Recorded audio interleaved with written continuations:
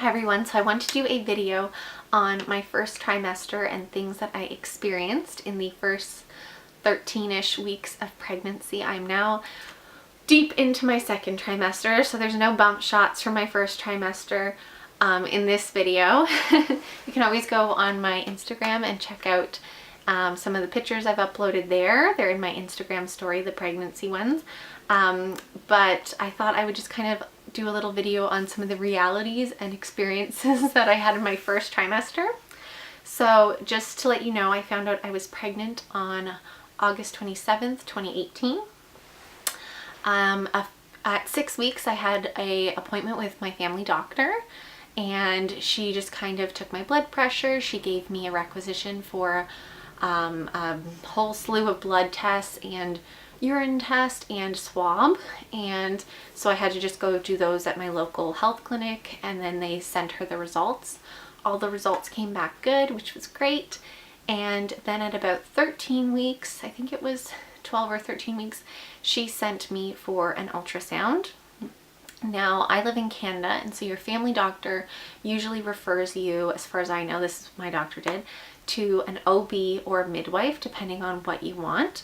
At that 6-week appointment with my family doctor, she asked me what hospital I would want to deliver at, and there's a few hospitals kind of nearby, but one is really quite close. It's like 10 minutes from where I live, and it's where I was born, and it's also where my husband was born. So I really wanted that hospital if possible, and I know that they have quite a nice like birthing wing apparently. So I asked her if I could possibly have that hospital, and she said she only was affiliated with one OB at that hospital, and that she was a really well-known OB and it was hard to get in with her. So she said she was going to refer me right away, and then we would wait and see how long it would take for me to get in with that OB.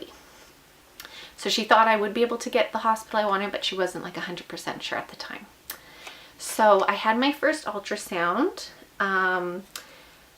right around, I think it was 12 or 13 weeks, and when I made the appointment, the family doctor gave me a requisition for it, like a form, and she said I could go to any ultrasound place. So I went to the one in her like medical building, and the technician was so nice. She was the sweetest woman, and I made an early Friday morning appointment so that my husband could take me, and I took the day off work because I was so excited. And when I called and made the appointment, they told me to drink a liter of water, and I'm only 5'3", so that's like a lot of water. Well, I'm 5'4" apparently, based on my pregnancy stuff, but all the measurements they took. But anyway, so I'm 5'4". I always thought I was 5'3". That's why I thought it was weird. But I'm 5'4". My pre-pregnancy weight was kind of like, the doctor wrote it down as a bit heavier than I was, but I was like probably like 118 or something. So I'm a small person, and they told me to drink a liter of water. And so I was like dying when I was there, and my husband thought I was being dramatic. And so I asked the technician, because she couldn't start yet because she was waiting for like the secretary to get there, because we were the very first appointment. And I said, can I go to the bathroom just a little bit, please? Like, I'm in pain. And she was like, yep, you know, count to 20 and then stop the stream. And I was like, okay. And so I only counted to 10 because I didn't want there to be any problems during the ultrasound, but I felt so much better, and I came out, and then by then she was ready after a little while to do my ultrasound. And at that ultrasound, that is the like genetic testing, and also to confirm your due date. So I didn't need a earlier ultrasound. Some people will get them at like 8 weeks. But because my cycles were regular and I was very sure of my dating, my family doctor said I didn't need one before the 12, 13 week genetic testing. So I did that, and it looked like my dating was totally correct, which was great. I thought I was right. And I had researched it before, because at that appointment, the main thing that they look for is fluid at the back of the baby's neck. Because a certain amount of millimeters, I can't remember how many millimeters, you can look up, tells you if the baby has a genetic problem, such as like Down syndrome or something like that. So I knew like what the tech was looking for, as well as there was something else I can't remember, but I had researched it quite a bit, and the technician was really nice, and I was like, can you tell me how many millimeters are at the back of the neck? And so she showed me, and mine was 1.3, which was quite low and healthy and everything. So I felt so relieved then. And I could see the baby bouncing around, and it looked just like my husband, which made me laugh. And he got to come in for the whole ultrasound, which was really nice too. So he enjoyed that.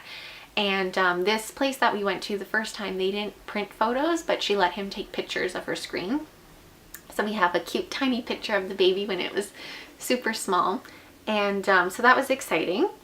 And everything came back good. Like then I went and saw my family doctor a week afterwards. Along with that ultrasound, you have to have a blood test, and together they work in doing all the genetic testing that doctors need at that point. And so a week later I saw my family doctor. She said everything was great, no worries. And she was able to refer me to the obstetrician, the OB, that I was hoping to get in with. And so I went and saw the OB a few weeks later, and she said everything was fine. And then she got the results of my ultrasound that I had had before, and she left me a message. She told me there was nothing to worry about, but that they had said that my cervix was moderate. That was the word that it said on the thing. And she said she had never seen anybody say anything about a cervix being moderate. She said usually there's a specific measurement of centimeters. So she wanted me to go for another ultrasound just to make sure everything was okay. And so that kind of freaked me out. She told me that there was nothing to worry about, but it still freaked me out. And so I had to go for like the internal ultrasound. So it wasn't just on my belly, but it was actually inside as well, for them to check my cervix. So she faxed a requisition to the ultrasound place that I was going to go to. This was a different one. And I went there. It was very different kind of ultrasound situation. The first one was very happy. The place was happy. It felt calm and relaxing and exciting. And this second ultrasound felt very kind of scary. And the technician kept asking me why I needed like the more serious ultrasound. And I said, apparently they just didn't write down my cervical measurement. And she seemed kind of like weirded out, and that made me feel weirded out because I thought, oh, is there something like the doctor's not telling me yet? Because she doesn't know, is it something bad? And so they did the measurement. At this ultrasound clinic, they had signs up that said they could not tell you anything. So I asked her like, can you tell me what my cervical measurement is? And she said, no, I can't tell you anything. Your doctor will tell you when they get the results in 5 business days. And I was like, oh my God, great. And so I waited and waited, and it was like a week later, and I got a call. I think I was at work.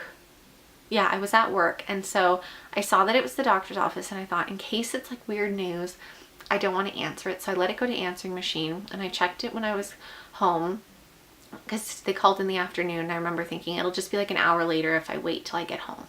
So I waited till I got home just in case it was something bad or more testing or something.